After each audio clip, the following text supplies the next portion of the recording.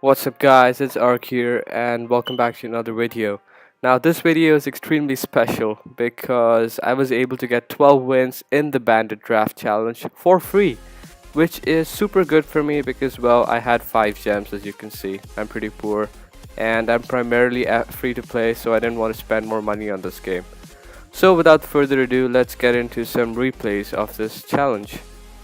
So the first replay I have is against this Lava Hound deck. So I get the option of Lumberjack or Pump. I pick the Pump because the Pump is always a solid card, especially in this meta. Then I pick the Graveyard because Graveyard's OP, as you all know. I picked the Rocket because I didn't want to give it to him since he could rocket my Pump. And finally I picked the Bandit because screw the mortar. Screw that card. So anyways, let's get right into the battle. I start with a pretty good starting hand. He has a Lava Hound and he gave me the minion horde, so I don't know what he was thinking there, but I guess he had the wizard to counter the minion horde. So he starts off with Lava Hound in the back. I don't think that's a very good placement. You should always place it towards the right side so that it doesn't get pulled by buildings in the middle, like maybe an Inferno Tower or Tesla. I start off with Ice Spirit in the back and then attack his Lava Hound at the bridge with my minion horde because I want to get rid of it as soon as possible. Now here's where things get sketchy. I don't have any air defense. I only have this ice golem, which I use to try to slow down his push, and then I rocket his wizard and lava hound. But as you can see, I missed 2 of the minions, so that pretty much killed my tower at this point. It was super annoying. But luckily for me, I have an elixir pump, and I have graveyard and goblin barrel, which are 2 amazing win conditions, especially in this draft challenge meta where most people don't have counters for them.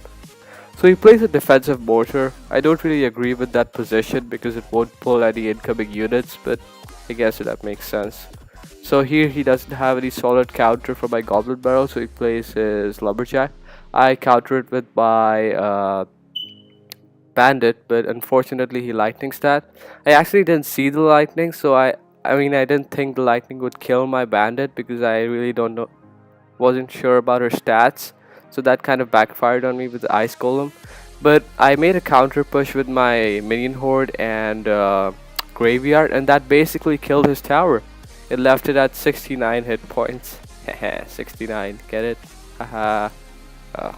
So anyways, his wizard's coming alone. I can just kill it with my bandit once it locks onto my tower so that it doesn't take any damage.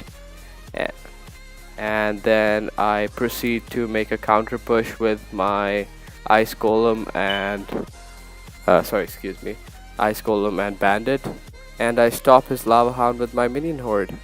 So going on, I try to take care of his tower with my goblin barrel. That's perfect. Even if he had zapped, my goblin barrel would have killed the tower anyway since the zap got nerfed recently. So now I proceed to stop his lumberjack with my ice spirit.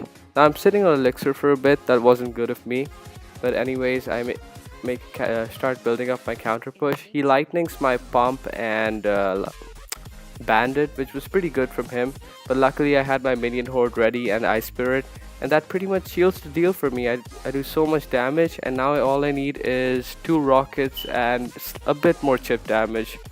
So I start off again with a big push from the back. Oh sorry, excuse me. I go aggressive with my goblin barrel and ice golem and wizard as well as the bandit, and luckily for me the bandit locks on the tower, and that's GG. So the next replay I wanted to show you guys is versus this golem deck. Not this one. This one right here. So this guy is actually a pretty good player. He has 21,000 challenge cards, which is impressive. So let's see how we do against him. So we start off by picking the bandit because I think it's a pretty solid card. Not the best, but still better than arrows. I picked the poison because poison is always good.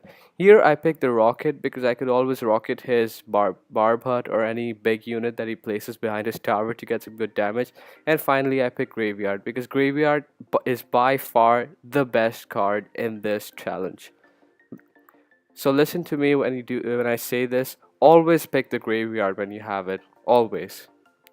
So he gave us the mini P.E.K.K.A. and Hog Rider. That was interesting of him because these are 2 incredibly solid cards. I guess he took the Goblin Barrel, which was pretty smart. I counter his Goblin Barrel with my Mini P.E.K.K.A, which wasn't too effective, but it was the only card I had at the point.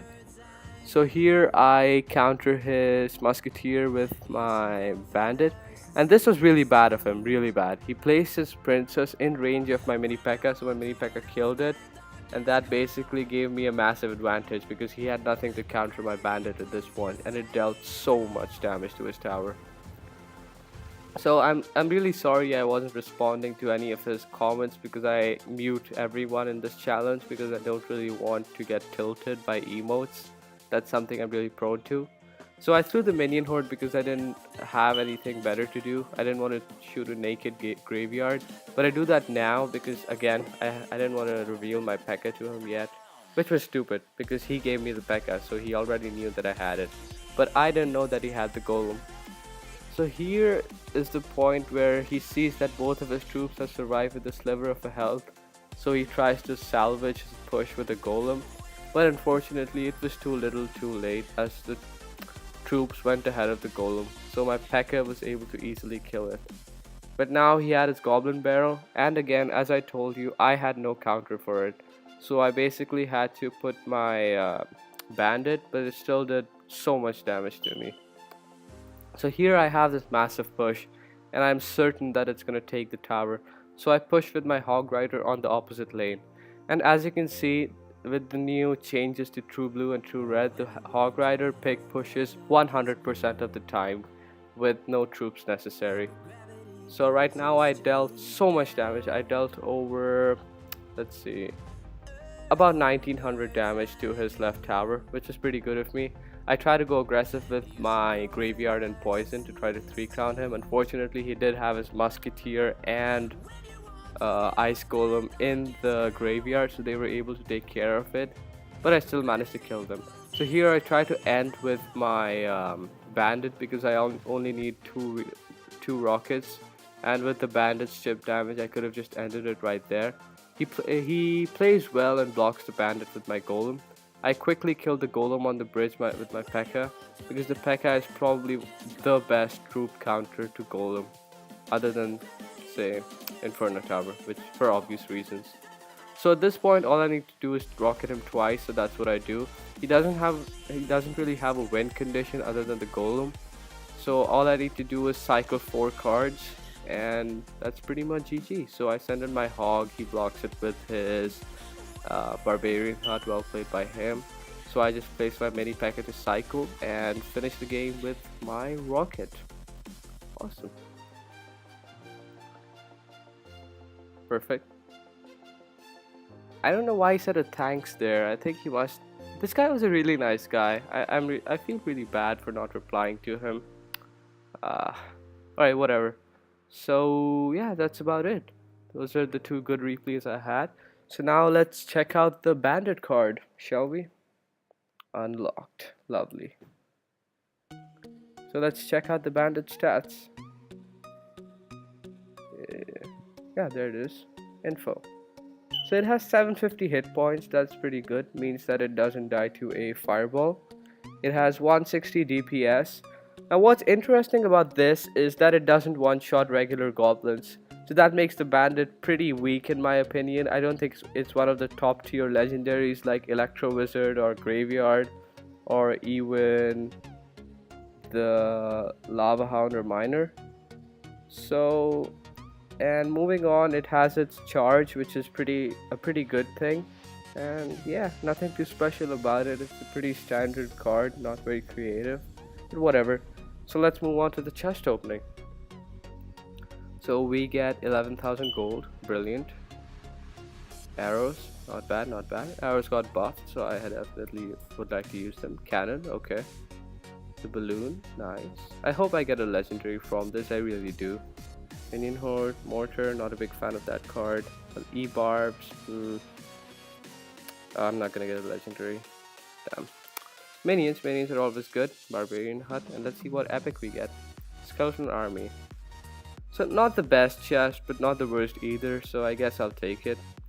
And now a little something special.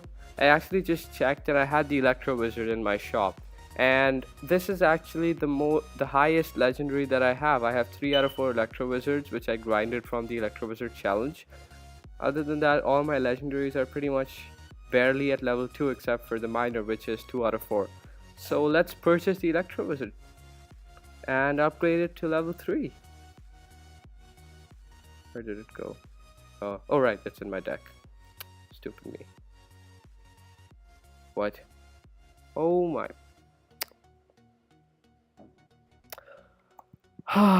Well, thanks for watching, guys. I'll end the video here. Be sure to like and subscribe if you enjoyed, and I'll see you next time.